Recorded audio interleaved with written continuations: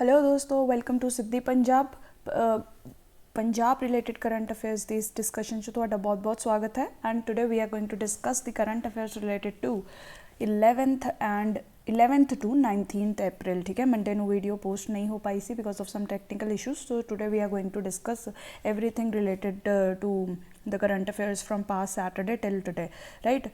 So let's start the discussion, and ਅੱਗੇ ਵਧਣ ਤੋਂ ਪਹਿਲਾਂ please like, share and subscribe the channel as much as you can. And also Siddhi Punjab has launched a pre-specific test series for Punjab PCS aspirants, so please join that. Only a few days have left for the offer that is going on. 20% discount is going on, so jaldi to jaldi avail karo and practice the test series, which is very important for you to know where you are standing. ठीक है, सिर्फ पढ़ते रहने नाल, सिर्फ syllabus सोचते रहने नाल कि सिलेबस कंप्लीट करके लवांगे जी, ये सब चीज़ों नाल यू नो आउटपुट नहीं आता है। We just keep studying and we do not get the results. So it is very important to test yourself, to know how to answer the questions. ठीक है जी, सानू सब तो वड्डी प्रॉब्लम होंदी है कि आंसर किवें करना है। Even if we know a little about the question या आपां नूं कुछ भी नहीं आंदा है, but we have lot of knowledge that we have studied about, तो उस नॉलेज तो ही आंसर किवें कढ़ना है ये सीखण लई भी तुहानूं टेस्ट प्रैक्टिस करने बहुत जरूरी है। एंड सिद्धि पंजाब दी टेस्ट सीरीज़ च असीं पूरा एलिमिनेशन मैथड जिहड़ा है उहनूं सिखाउण लई तुहानूं क्वेश्चनस भी बनाए ने ते कई क्वेश्चनां विच इहो जी ट्रिक्स भी दस्सियां ने जिथे तुसीं एलिमिनेशन यूज़ करके ही क्वेश्चन सॉल्व कर सकदे सी to make you learn more about elimination technique, right? So यही सब benefits उठाने लिए please follow the enroll for the test series that is there on the siddhipunjab.com, right? Now let's see the topics that we will be discussing for today. These are the 5 major topics, the most important topics for today's discussions. Firstly, कुछ data आया है on the trade numbers of India with US ਦੇ ਨਾਲ India ਦਾ trade ਵੱਧ ਰਿਹਾ ਹੈ and US has surpassed any other country in the world to become the biggest trade partner of India। ਤਾਂ ਇਹ ਆਪਣੇ bilateral relations ਲਈ ਵੀ important ਹੈ ਐਂਡ prelims 'ਚ ਵੀ question ਆ ਸਕਦਾ ਹੈ। so it is important for both the levels of the examination, that is why we will discuss this news, right? Then very important for Punjab specific topics, 4 great players of Punjab, they will be recognized in the Punjab's book। 4 ਵੱਡੇ ਪੰਜਾਬ ਦੇ players ਜਿਹੜੇ ਨੇ ਉਹਨਾਂ ਦੀ ਕਹਾਣੀਆਂ, ਉਹਨਾਂ ਦੀ life story ਜਿਹੜੀ ਹੈ ਹੁਣ ਅੱਗੇ ਪੰਜਾਬ ਦੇ ਬੱਚਿਆਂ ਨੂੰ ਪੜ੍ਹਾਈ ਜਾਏਗੀ through the books that they read, so that they get inspired and they also are able to achieve as much as these 4 great players have in their lives। ਠੀਕ ਹੈ ਜੀ, ਇਹਦੇ ਬਾਰੇ ਦੇਖਾਂਗੇ। India Russia trade, again India Russia के trade which क्या issue चल रहा है उस ते एक ब्रीफ न्यूज़ आई है। We will discuss that, it is important for bilateral relations. GS2 ते अगर इंडिया रशिया ते कोई क्वेश्चन आता है तुसी इस आर्टिकल का मैंशन ज़रूर करना है, इस इशू का मैंशन ज़रूर करना है, राइट? दैन होलसेल इन्फ्लेशन ते डाटा आया है। This data keeps changing, so this is not very important for us as of now, but what is important for us, wholesale price index या wholesale inflation क्या हुंदी है, CPI consumer price index या ये inflation क्या हुंदी है, right? तो इन्हां दोनों नूं आपां डिस्कस करांगे कंपैरेटिव मैनर विच, very important for examination prelims as well as mains, right? Then WTO panel rules against India's imports duties on ICT products, right? इस अपने लिए WTO बारे पढ़ना बहुत ज़रूरी है। ये लेटेस्ट न्यूज़ क्या है ये भी आपां देखांगे and comprehensively this is a highly significant topic, so again we are going to discuss it, right? So let's begin the discussion with our first topic, India trade numbers, right? India US the trade कित्थे चल रहा है, ये trade दे numbers कित्थे चल रहे ने, that is what we will read in this news। so this news stated that US has become India's biggest trade partner। देखो over the years India and US the trade ਜਿਹੜਾ ਹੈ ਵੱਧਦਾ ਜਾ ਰਿਹਾ ਹੈ। they are reducing their barriers, tax barriers ਹੋਣ, non tax barriers ਹੋਣ, that is subsequently being reduced every year। as a consequence of that, now US has emerged as the biggest trade partner of India, ठीक है जी। होर कोई भी countries ਨੂੰ replace ਕਰਕੇ India has now become the biggest trade partner of India. ਤਾਂ ਤੁਸੀਂ ਦੇਖੋ US ਦਾ trade with India is around $128 billion and it is followed by China which has trade with India as $113.8 billion. ਠੀਕ ਹੈ, ਤੁਸੀਂ ਸੋਚੋਗੇ ਕਿ we are not in very friendly terms with China, still ਆਪਣਾ ਟ੍ਰੇਡ ਇੰਨਾ ਜ਼ਿਆਦਾ ਹੈ and that is true, that is the biggest concern for India when we have to deal with China अपनी एनिमी नेशन है almost. तुसी देखो they do everything that is not in our interest, they capture our areas, they rename our villages, right, they issue stamped visas and there are lot of issues that China creates for India, right? It has been supporting Pakistan also, terrorism also, and in many other ways it has been harming India's interest. Still India is very heavily dependent on its needs, I mean for its needs on China. India the pharmaceutical industry, India the largest industry hai, I mean very prominent industry of India is pharmaceutical industry, and the basic raw material known as APIs, active pharmaceutical ingredients, they come from China. 70 to 80% ये raw material जोड़ा है अपना China तो ही आता है। If China one day decides to stop providing us this raw material और these APIs, our entire pharmaceutical industry will fall into tatters, right. In the similar manner साडी सोलर एनर्जी दी सारी industry is dependent on the raw material that is coming from China. ठीक है, so this दोनों ही number तुहानू एक कहानी दस रहे ने। This is showing the improving economic ties between India and US, which is beneficial for both the countries. Both the countries are exchanging technologies, both the countries are earning money from each other, and this data also tells you another story, that is a story of concern for India। ठीक है, तो दोनों ही data आपदे कोल लिख के रखो। देखो जो whenever you are making an argument in the answer, जो तुसी कह रहे हो कि चाइना नाल साडे रिलेशन अच्छे नहीं है, तो सानू की करना चाहिए है, उस जो तुसी यह जिहा डाटा यूज़ कर सकते हो टू शो कि किवें India is heavily dependent on China for its needs. अगर आप ये डिपेंडेंस नहीं घट कर दे तो अपने लिए प्रॉब्लम क्रिएट करेगा, right? So that is where you can use such datas while writing your arguments। ठीक है, जब आप आर्गूमेंट्स नाल लिखते हैं तो अपने आंसर नू वेट मिलता है, अपने आंसर नू रिलायबिलिटी मिलती है, राइट। अगर मैं कही जावां कि टुनटुन दा वेट बहुत ज़्यादा है जी, बहुत ज़्यादा है, that does not sound very promising। Rather if I say that Tuntun has shown on the weighing scales that the weight of her body is 150 kg plus, right? Maybe something like that। अगर अपने को legitimate bodies दा data होवे, now this अगर 150 kg अगर मैं कहां this has been measured by let's say just government hospital data. ठीक है, किसी गवर्नमेंट हॉस्पिटल ने स्टडी की सी on Punjab's children and they have measured the weight of different children in Punjab and they have found that majority of the children 50% of the children they have 150 plus weight, let's say. ठीक है, तो फिर जो आप इस तरीके नाल आर्गूमेंट्स दिने हैं, they carry more weight, they give reliability to our answer, to our arguments. तो ये सारा डेटा तुसी उत्थे ही यूज़ करना है, लिख के रखो, van ever there is a need you can use this.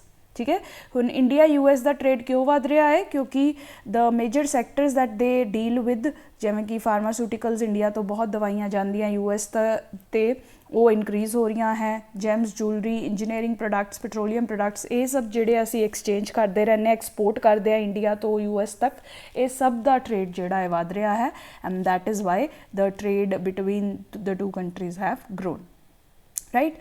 So keep these two datas in mind and use them in your answers, right? Next very important news item, 4 great players of Punjab will be written in the books of Punjab, right? So news क्या है, अपने जिहड़े sports minister ने, school education minister ने हरजोत सिंह बैंस, उन्होंने कहा है कि पंजाब के बच्चों को मोटिवेट करने लई, स्पोर्ट्स के फील्ड विच इनकरेज करने लई कि वो ज़्यादा तो ज़्यादा स्पोर्ट्स नू अपनी लाइफ विच अडॉप्ट करन, इसे लई 4 बड़े पंजाब दे स्पोर्ट्स पर्सन दी लाइफ स्टोरीज जिहड़ियां है पंजाब दे बुक्स विच डिस्प्ले कीतियां जाणगियां, so that they can act as an inspiration for the upcoming generation of Punjab, right. ये 4 बड़े प्लेयर्स किहड़े ने?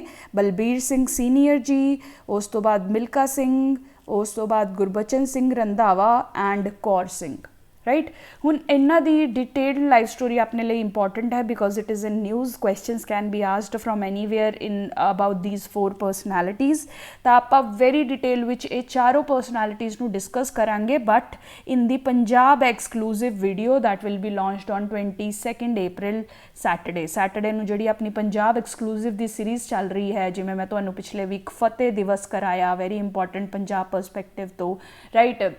दैन इस तरीके नाल आपां पंजाब नाल रिलेटेड सारे इंपॉर्टेंट इवेंट्स जिहड़े है कि करके कवर कर रहे हैं, पंजाब दी हिस्टरी नाल रिलेटेड, कल्चर नाल रिलेटेड, उस विच ही ये स्पोर्ट्स पर्सन ऑफ पंजाब दे मैं तुहानूं सारी डिटेल डिस्कस करूँगी ताकि तुसीं कोई भी क्वेश्चन इन्हां ते आवे तो उन्हां नूं आंसर कर सको, right? So watch that video on Saturday to get all the details on the life of these 4 great sports person, right? Now next topic, India Russia trade. Again India Russia the trade numbers से data आया है, right?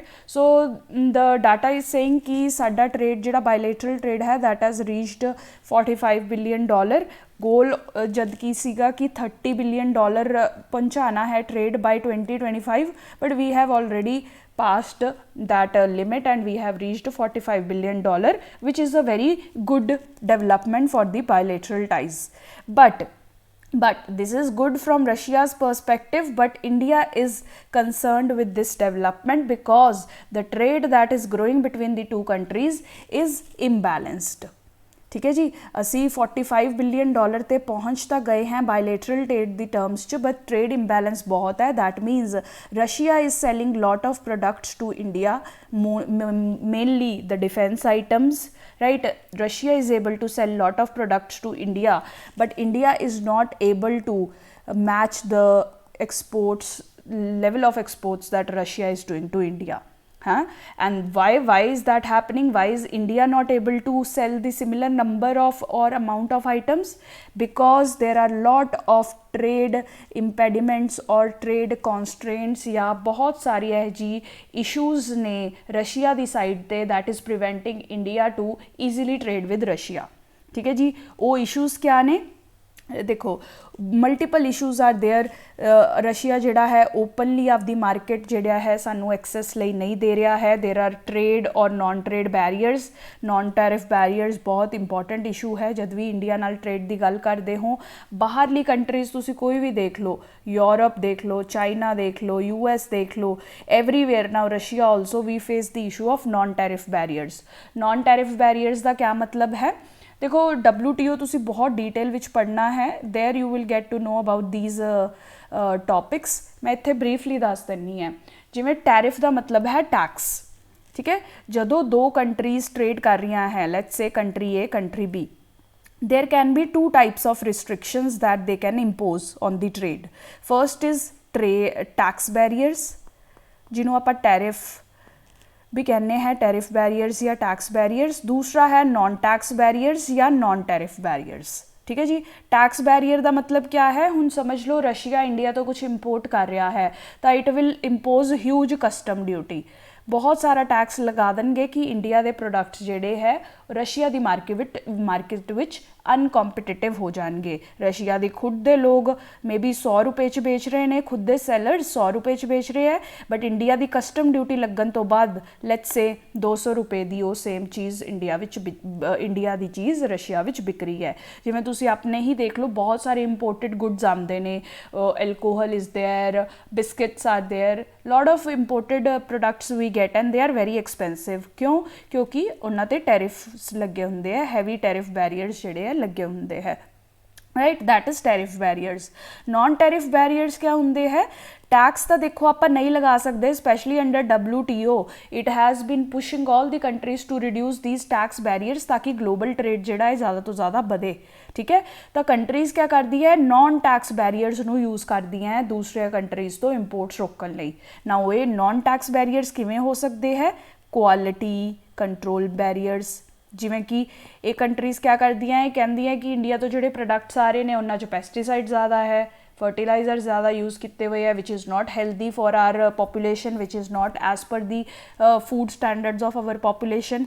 जिमें Europe Europe च अपना Alphonso mango बहुत जाता है, but many a times the consignments of Alfonso mango are not taken in by European countries stating sanitary phytosanitary measures, that is कि इन्ना च बहुत सारे पेस्टिसाइड्स यूज़ होए है, इन्ना दी food quality is not very good. ठीक है, तो इस तरीके के नॉन टैरिफ बैरीयर्स रशिया के नाल भी साडी ट्रेड नू इंपैक्ट कर रहे हैं। उस तो बाद पेमेंट इशूज़ है, जल्दी तो जल्दी पेमेंट सैटलमेंट नहीं होंदी है। अगर इंडिया कुछ प्रोडक्ट्स बेच भी रहा है, इंडिया के सैलर्स कुछ बेच भी रहे हैं, उन्होंने पैसा नहीं मिलता है क्विकली। लॉजिस्टिक्स इशूज़ है, ठीक है, समान नू प्रोड्यूसर टू कंज्यूमर तक लैके जान विच भी काफ़ी सारी दिक्कत इंडिया नू फेस करनिया पैंदियां हैं। That is why India has said that Russia needs to check this trade imbalance that is growing between India and Russia and take appropriate measures ताकि इंडिया के इंटरस्ट जो है वो सैटिस्फाई हो सकन। ठीक है, तो ये पूरी कहानी नू तुसी as an irritant in India Russia relations लिख सकते हो। इंडिया रशिया रिलेशनस ते क्वेश्चन आवे तो कि पास्ट विच India Russia ties used to be one of the best जी एक फ्रेंडशिप सी कि एक एग्जैम्पलरी फ्रेंडशिप सी, but now the situation has changed. तो पूछा जा सकता है कि what is the reason, what do you think is the reason and where we are seeing this changing equation. तो उत्थे तुसी ये ट्रेड इंबैलेंस नू भी एज चेंजिंग इक्वेशन मैंशन कर सकते हो, इरीटेंट मैंशन कर सकते हो, right. That is how you can use this. तो इस ही कंसर्न दे रिस्पॉन्स विच इंडिया ने जो कंसर्न जताया है, Russia has responded to that by launching cluster investment platform. ठीक है, नवी स्कीम लॉन्च की है क्लस्टर इन्वेस्टमेंट प्लेटफॉर्म कि जिन्ने भी रशिया इंडिया के जॉइंट प्रोजेक्ट्स जिहड़े चल रहे हैं उन्होंने काफ़ी सपोर्ट देगी रशिया विद इन इंडिया च जिन्ने जॉइंट प्रोजेक्ट्स चल रहे हैं उन्होंने काफ़ी सपोर्ट मिलेगी रशिया के through in the form of loans, in the form of subsidies, tax incentives वगैरह के फॉर्म च, so that India can develop products under this joint partnership and earn income from those projects. ठीक है, so एक cluster investment platform एक new initiative launch होया है। So bilateral initiatives की लिस्ट च तुसीं ये ऐड कर सकते हो, right. Let's move to next topic, wholesale price inflation. ठीक है जी, होलसेल इन्फ्लेशन बारे आप पहला गल करते हैं। होलसेल का जिमें तुसी वर्ड सुनिया ही है, होलसेल का क्या मतलब? होलसेल इन्फ्लेशन वो इन्फ्लेशन होंगी है which is seen on the goods that are sold in the wholesale market. ठीक है, पहला आप होलसेल प्राइस इंडेक्स यूज़ करते होंगे सी आपदी कंट्री विच इन्फ्लेशन मेजर करन लई। So what is wholesale? तो तुहानू पता ही है कि जिहड़े बहुत सारे प्रोडक्ट्स है they are being sold first in the wholesale market and वो तो बाद वो रिटेलर को लाते हैं जिस तो आप प्रोडक्ट बाय करते हैं। That is where the buyer stands, right? So the wholesale, the inflation that is calculated on the prices or of the goods that are sold in the wholesale market। ठीक है, wholesale market च अगर price good की वध रही है तो उस टाइम ते जिहड़ी आपां ये वधदी प्राइस या इन्फ्लेशन नू जदों मैजर करते हैं उन्होंने होलसेल प्राइस इन्फ्लेशन कहते हैं, राइट।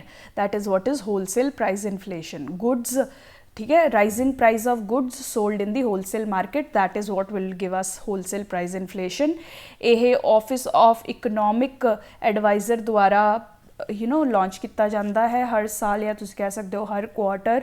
ठीक है, ministry of commerce and industry के under office of economic adviser है, ये हर साल या रेगूलर इंटरवल्स से ये होलसेल प्राइस की इन्फ्लेशन का डाटा आपको देंदे रहंदे है। प्रीवियस टाइम यही ही सब तो ज़्यादा इन्फ्लेशन इंडीकेटर की तरह यूज़ होंदा सी, now that is no longer there. ठीक है, अगे दसूँगी कि हुण क्या यूज़ होंदा है। अगर आप इंडिया च इन्फ्लेशन देखनी है, पहला WPI यूज़ होंदा सी but not any longer, right. Why? क्योंकि there is lot of criticism of wholesale price index कि जिहड़ा होलसेल प्राइस इंडेक्स है वो होलसेल मार्केट विच प्राइसिस दी अप या डाउन देख रहा है। It is not directly watching the impact of goods जिहड़ी कॉमन पब्लिक कॉमन कंज्यूमर जिहड़ा बाय कर रहा है। ठीक है। हमेशा क्रिटिसिज्म रहा है कि बायर साइड ते इन्फ्लेशन देखो, तुसी होलसेलर साइड ते इन्फ्लेशन क्यों देख रहे हो। This inflation may not reflect the real picture of what is going on here, and we are concerned about the buyer, the consumer, the common man of India.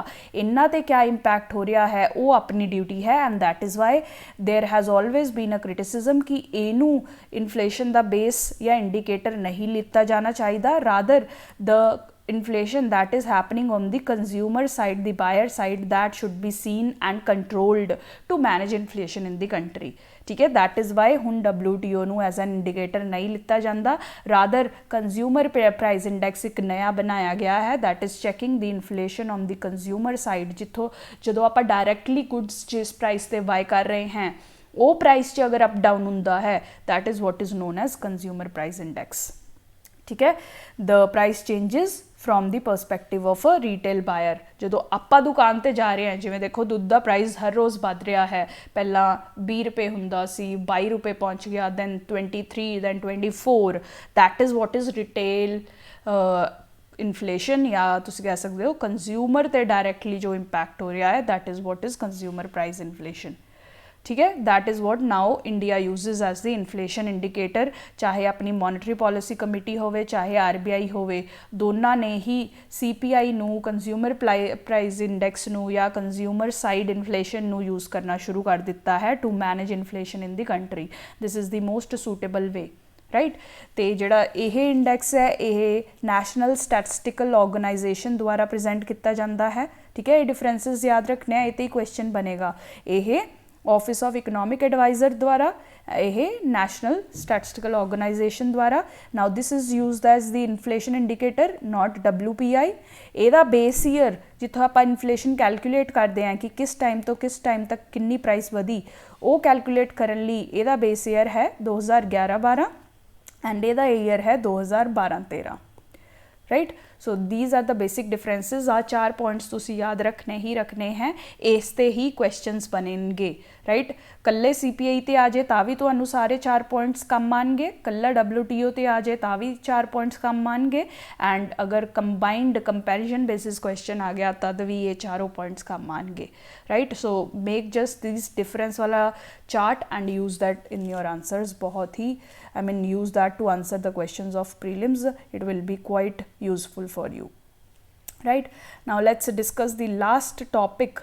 Just a little more information on this. CPI is divided into many indexes, many sub indices. तुसी कह सकते हो 4 major CPI दे indices हुंदे ने।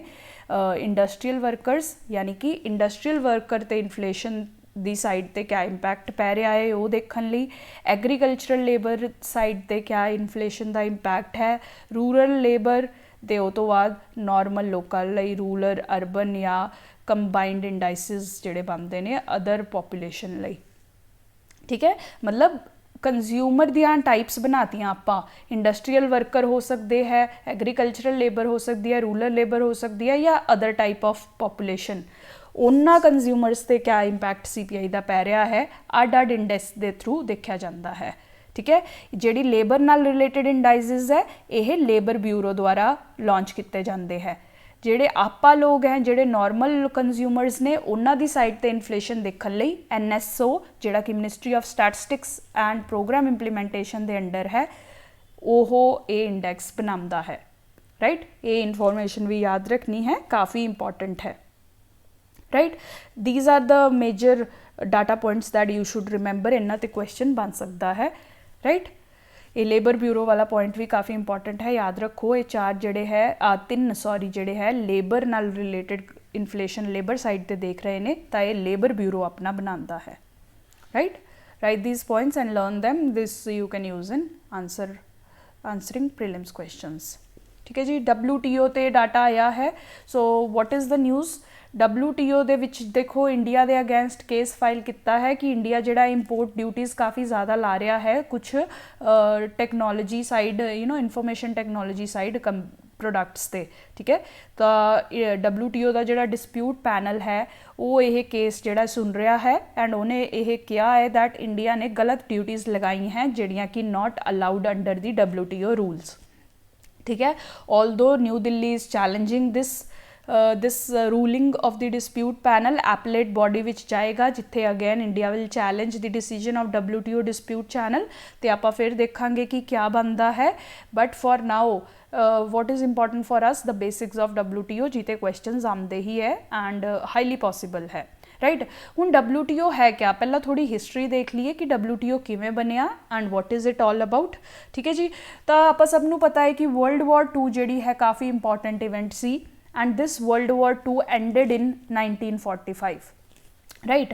1945 ਵਿੱਚ World War II end ਹੋਣ ਤੋਂ ਬਾਅਦ the bigger powers like USA, they realized that we need peace in the world, we need systematic institutions that will bring peace plus growth and prosperity in the entire world, ठीक है।